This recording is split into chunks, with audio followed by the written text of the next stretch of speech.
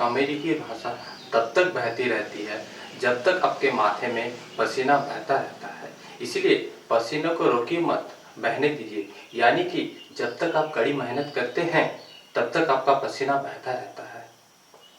क्योंकि हर देश में भाषाएं बदल सकती है, लेकिन अमेरिकी भाषा सिर्फ एक है, यानी कि कड़ी मेहनत, दूरदृष्टि। नमस्कार, मैं राजीव सिल, सीनियर बिजनेस कंसल्ट और बड़ा बिजनेस लड़का।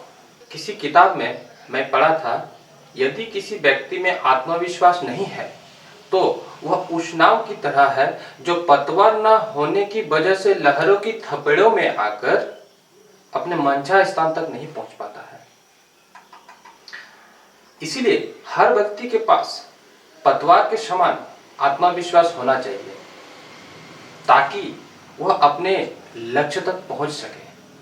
हार्वर्ड गवर्नर ने अपनी पुस्तक फ्रेम ऑफ माइंड में लिखा है, कुछ लोग पढ़ाई में अच्छे नंबर नहीं लाने के बावजूद भी कुछ कुछ क्षेत्रों में अच्छे प्रदर्शन कर लेते हैं क्योंकि वे अपने अंदर छिपी प्रतिभा को पहचान लेते हैं और वह सफल हो जाते हैं। पिछले दिनों प्रदर्शित फिल्म रॉकेट सिंह में भी लोगों को आत्मविश्वास की पाठ पढ़ाती है, क्योंकि फिल्म के हीरो रणबीर कपूर के सामने मछली की आंख की तरह एक बड़ा लक्ष्य होता है।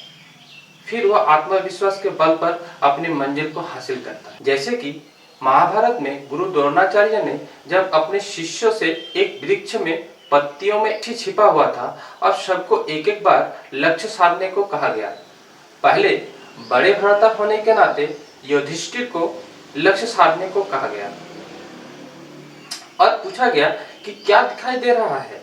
युधिष्ठिर ने कहा, आकाश, पृथ्वी। तब गुरुजी ने, दुर्योधन, लक्ष्य साधो, क्या दिखाई दे रहा है।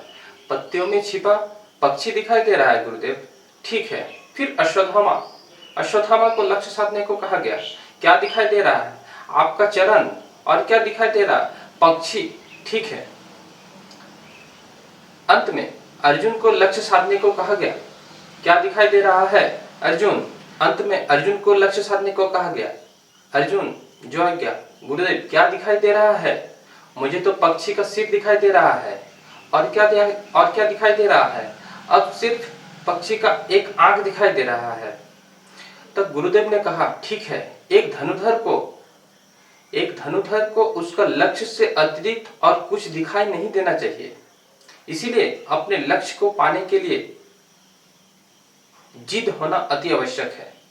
और एक बात आप सबको ध्यान रखना है कि 21वीं सदी में आपके पास कौन कौन सी स्किल है जो आपको अपने करियर में ग्रोथ देने में मदद मिल सकती है।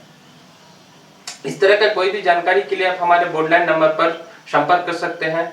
धन्यवाद। हमारे साथ अंत तक बने रहने के लिए आप सबका मन की गहराई से बहुत बहुत धन्यवाद।